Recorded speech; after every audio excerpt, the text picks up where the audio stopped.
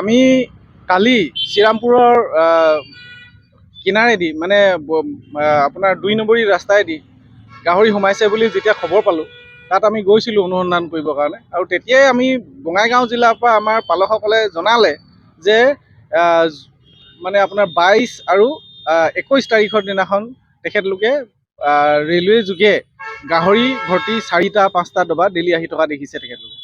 তো এতিয়া আমি তেখেতলোকৰ ওচৰত এইখন মেমৰেণ্ডামখনত এইটোৱে লিখিছোঁ যে আপোনালোকক গভৰ্ণমেণ্টৰ ফালৰ পৰা অসম চৰকাৰে এটা প্ৰচেষ্টা হাতত লৈছে যে অসমীয়া পালকসকলে এই যিটো আফ্ৰিকান স্বাইন ফিভাৰ যিটো বেমাৰ, সেই বেমাৰটোৰ পৰা বাচাই থাকিবৰ কাৰণে অসমীয়া পালকসকলক এই বেমাৰটোৰ পৰা বচাই থবৰ কাৰণে বাহিৰৰ পৰা অহা যিখিনি ASF আক্ৰান্ত গাহৰি অহা সম্ভাৱনা থাকে,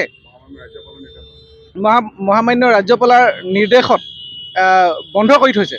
এই বন্ধ কৰি থোৱাৰ পাছতো আজি ২২, ২৩ আৰু ২১ তাৰিখৰ দিনাখন আপোনাৰ বাহিৰৰ পৰা গাহৰি আহি থকা দেখাৰ পিছত আমি এখেতলোকক এখন মেমৰেণ্ডাম দি আকৌ এবাৰ জনাই দিব বিচাৰিছোঁ যে আপোনালোকে যিটো মানে কৰি আছে এইটো এনেকুৱা ধৰণৰ যদি হৈ থাকিবলৈ হয়, এনেকৈ যদি বাহিৰৰ পৰা গাহৰি আনি থাকিবলৈ হয়, তেতিয়াহ'লে কিন্তু অসমীয়া যিসকল পালক আছে, ইয়াত যিসকল গাহৰি পালক আছে, অসমীয়া ৰীতি নীতি কৃষ্টিৰ লগত জড়িত যিসকল থলুৱা লোক আছে, যিসকল আমাৰ ট্ৰাইবেল জনগোষ্ঠী আছে, তেখেতসকলৰ গোটেই মানে জনজীৱনৰ যিখিনি হেৰি আছে তাত মানে বহুত ডাঙৰ প্ৰভাৱ পৰিব, বেয়া প্ৰভাৱ পৰিব।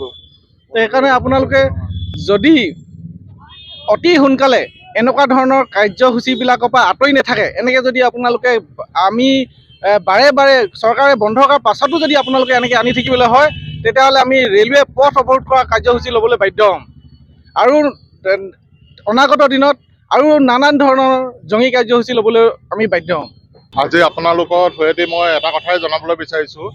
আজি আমাৰ অসম চৰকাৰে যিটো আপোনাৰ 10 তাৰিখে নটিফিকেশ্যন উলিয়ালে, নটিফিকেশ্যনত আমি সম্পূৰ্ণ আমাক মাতিছিলে, আমি গাহৰি পালক সন্থা তাত আছিলোঁ উপস্থিত। আৰু সেইদিনাখনেই আমাৰ মন্ত্ৰীয়ে সিদ্ধান্ত লৈছিলে যে বাহিৰৰ পৰা অহা গাহৰি সম্পূৰ্ণৰূপে বন্ধ কৰিব লাগে। আৰু সকলোকে সেইদিনাখনেই তেওঁ সকলোকে জনাই দিছিলে যে 10 তাৰিখৰ পিছত অসমত কোনো কাৰণতে গাহৰি অহা বন্ধ, গাহৰি বুলিয়ে নহয় ব্ৰইলাৰ অহাও বন্ধ কৰিছিলে।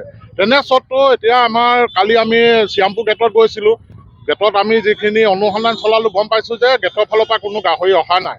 কিন্তু কিছুমান কি হৈছে, ৱেষ্ট বেংগলত আহি পেলাই গাড়ী তাত আনলোড কৰি পেলাই সৰু সৰু বলয় প্ৰক্ষেপত লৈ আমাৰ অসমত প্ৰৱেশ কৰিছে বুলি আমি গম পাইছোঁ, যিটো নেকি এটা ভিতৰুৱা ৰাস্তা আছে। এই ভিতৰুৱা ৰাস্তাটো আমি কালি অনুসন্ধানকাৰী আমি কৰি পেলাই আজি অতুল বৰা ছাৰক আমি কালি দিছোঁ, আজিও তেওঁক স্মাৰকপত্ৰ আমি দিম। আজি মালিগাঁও অফিচত আহি আমি এইটোকে ৰেলৱে বিভাগত জনাব বিচাৰিছোঁ যে তেওঁলোকে আজি 21-22 তাৰিখে যিখিনি গাহৰি আনিছে আৰু অনাগত দিনত যাতে এই কামটো নকৰে। কাৰণ কেলৈ গোটেই 17খন পালক সন্থাই আমি ইয়াত আজি 4 বছৰ ধৰি এইটো ক্ষেত্ৰত ধৰ্মঘট কৰি আছোঁ আৰু আমি কাৰ্যসূচী লৈ আছোঁ যাতে ৰেলৱে বিভাগে আমাৰ থলুৱা পালকসকলক মানুহ মাৰি নিদি আৰু আমাৰ থলুৱা পালকসকলক যাতে কোনো কাৰণে হানি বিঘিনি নোহোৱাকৈ তেওঁলোকে এই কাৰ্যসূচীটো বন্ধ কৰে।